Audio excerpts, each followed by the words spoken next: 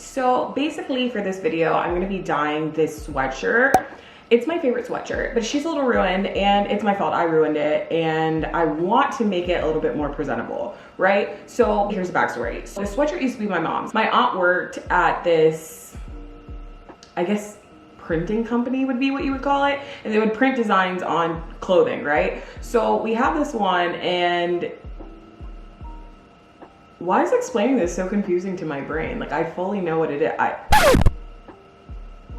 Okay, let me try again. So basically my aunt used to work at this printing company, and we used to get like authentic things from the Bahamas, and it was my mom's, but when I went away to college, I was like, I want it, and I stole it. And she was originally white, but I decided that since it was my favorite sweatshirt, I was wearing it all the time. I wasn't really washing my white colours as much as my colored clothes, because I don't own that many white things, because I will spill things on them and destroy it. So I was washing the white sweatshirt with the colored clothes, and she got a little ruined, you know?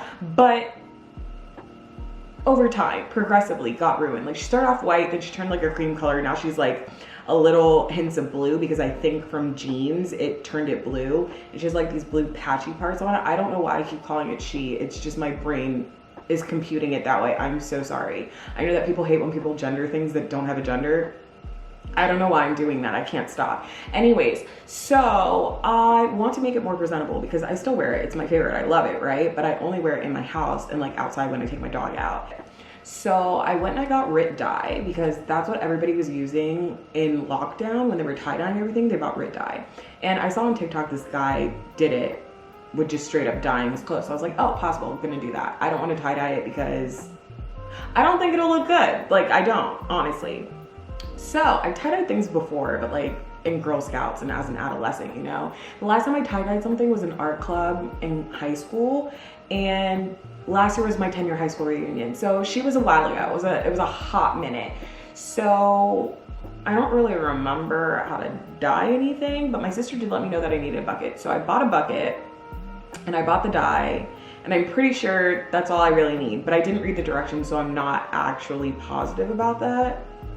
So let's read the directions and figure everything out, see what supplies we need, and go ahead and get started on that.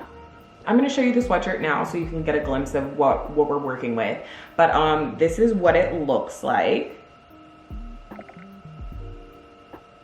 I hope you saw that. I really don't know because I covered my face. Okay, so this is what the dye looks like. This is the dye I purchased.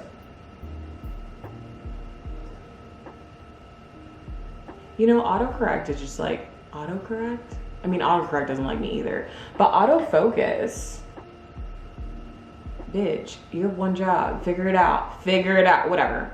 You can look it up. You'll see. Anyways, so I bought it in royal blue.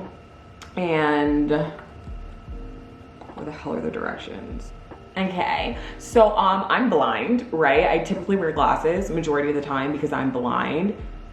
And these words are tiny, so give me a minute. Give me a minute. Shake well before using, wear rubber gloves, add hot water to a plastic bucket, stainless steel sink, or stainless steel pot. Ideally, water temperature should be 140 degrees Fahrenheit or greater. I don't know how the hell they expect me to measure that. I'm not gonna do that. Use Rit Color Stay Dye, fixative immediately after dyeing cotton, linen, rayon, or rain to maximize color retention. I did not buy that fixative color stay dye thing, so we won't be doing that, but that's okay. I think it'll be fine, especially if I hand wash it. Okay, so I'm gonna show you what the sweatshirt looks like. You probably won't be able to see my face because the tripod doesn't go up high enough, but I'm gonna show it to you anyways. So this is the front, this is the back. This is it in all its glory. I don't think you can see the stains that well, which I mean is great on camera, but like in real life you can't see them, so.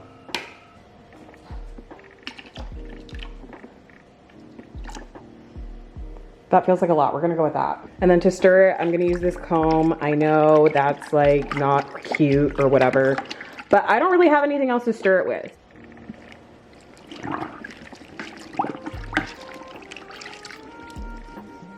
And now we're just gonna stir for 30 minutes, which I'm probably not gonna do, but I'm gonna stir it for a minute. Okay, so this is what she's looking like. I moved over to the sink because that was a smarter decision. The comb, not the greatest of idea. And the gloves, also not the greatest of idea because my hand turned blue. So I just gave up on them because they're not working for me anyways. What was that?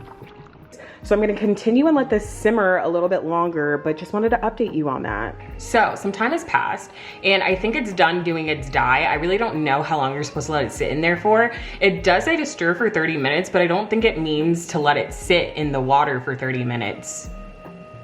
A little unclear on that, so I'm not sure. But the reason I think it's done is because I stuck both my hands in the water and dye isn't coming off on this hand like it originally did on this one. So I think it's done doing all that it's going to do, if that makes sense. So I'm gonna go ahead and rinse this out now. It says to rinse with cool water and then hand wash with warm water. So I'm gonna go ahead and do that, but I'll show you what it looks like wet before I put it in the dryer. I don't know if you're supposed to put it in the dryer. It doesn't say not to, so I'm going to do that, but I don't know if that's protocol, you know? Whatever, bye.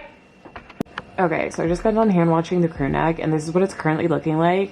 The bottle said that it was gonna be darker and wet, so I'm gonna go ahead and dry it so I can see what it's actually gonna turn out looking like. And here's my dog. Hey, Four. Ladies and gentlemen, her.